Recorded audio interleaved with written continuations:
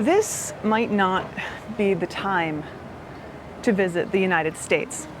It's one of the things that you're hearing a lot of people say right now. It's kind of floating around the internet. Lots of people have some strong opinions about this.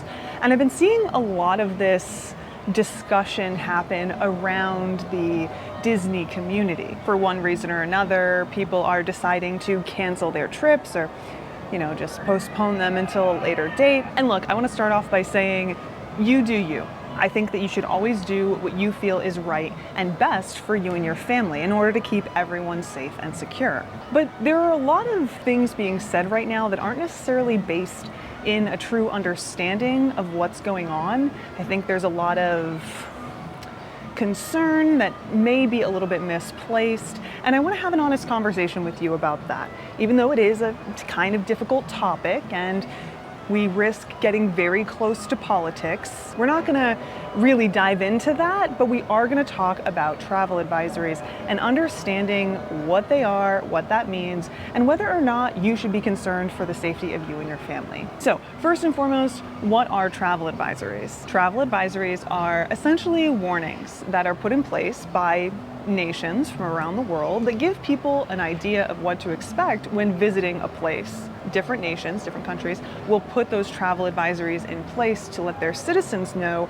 hey, if you're planning on visiting this place or that place, here's what you need to know. Here are some things that you need to be concerned about or take into consideration. Essentially, as a way to help their citizens prepare for a trip to wherever it is that they plan on visiting. Now, it's different for every country, but here in the United States, the way that it usually works is we have like a 4-tier system. I'll put the thing up here so that you have an idea of what that looks like. And of course, other countries will have similar type things in place. Some might just have like general warnings or things to be aware of. And these warnings could be anything. For example, it might be crime. It might be that certain things that are on your government documents aren't necessarily accepted. It might be protests, civil unrest, or straight up war. Sometimes when political things happen, sometimes when things just change, there'll also be the same type of travel advisory to let people know what to expect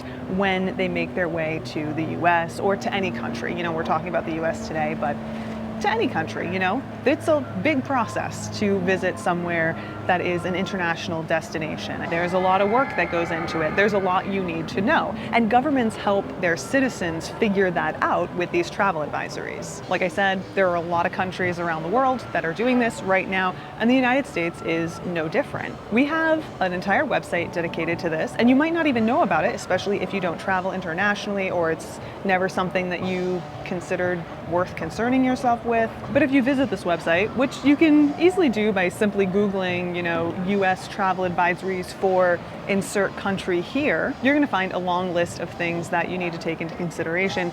In some cases for places that you may not have even considered looking up this type of thing for. Maybe you visit them frequently. Places like Mexico. If you're a Disney fan, you've ever considered visiting France. Now, I don't bring this up, we're not having this conversation today because I want to diminish anyone's concerns or try and convince anyone to completely brush off any concerns that they might have about visiting the United States or any country, really.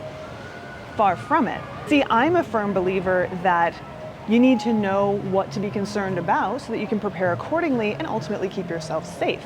And that's true when we're talking about big things like travel advisories, but it's also true when we talk about visiting certain areas, traveling alone. There's like a long list of things that I think knowing the concerns so that you can adapt, prepare, and know what to expect is, in essence, what keeps you safe in the first place. And that's what I'm here for.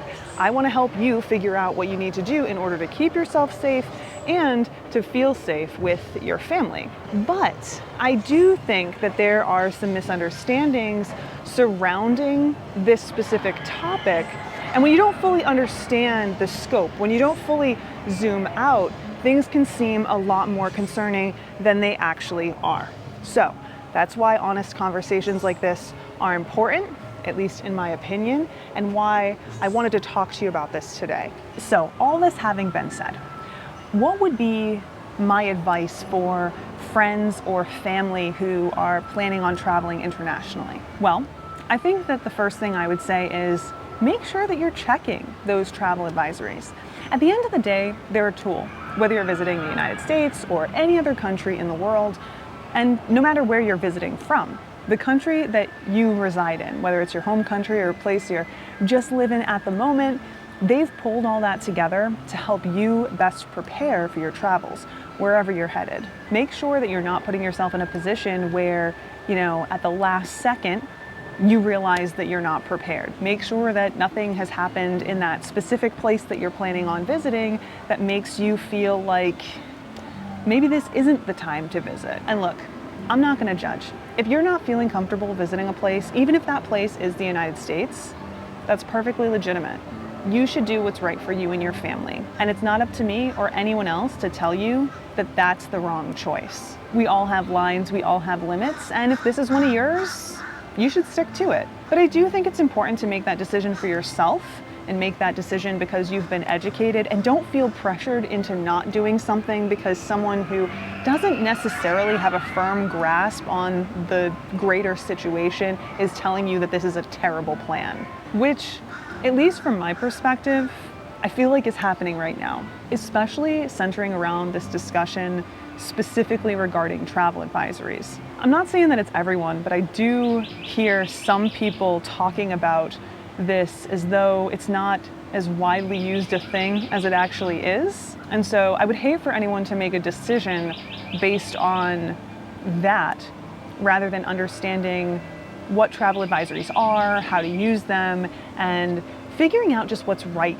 for them. Figuring out what's right for you versus just blindly following what someone on the internet says, which I realize I'm just someone on the internet, but still, I want to empower you to make the decisions that are right for you versus feeling pressured or nervous because of what someone else is saying. So, travel in general, especially when it's international travel, it comes with a lot of, I don't necessarily want to say risks, but depending on where you're visiting, it comes with a lot of risks. It comes with a lot of research, and that research can be a lengthy process, a confusing process, But don't let that discourage you from doing what it is that you want to do, and certainly don't let it make you feel like you can't go places and see things, Anyway, that's just the discussion that I wanted to have with you today.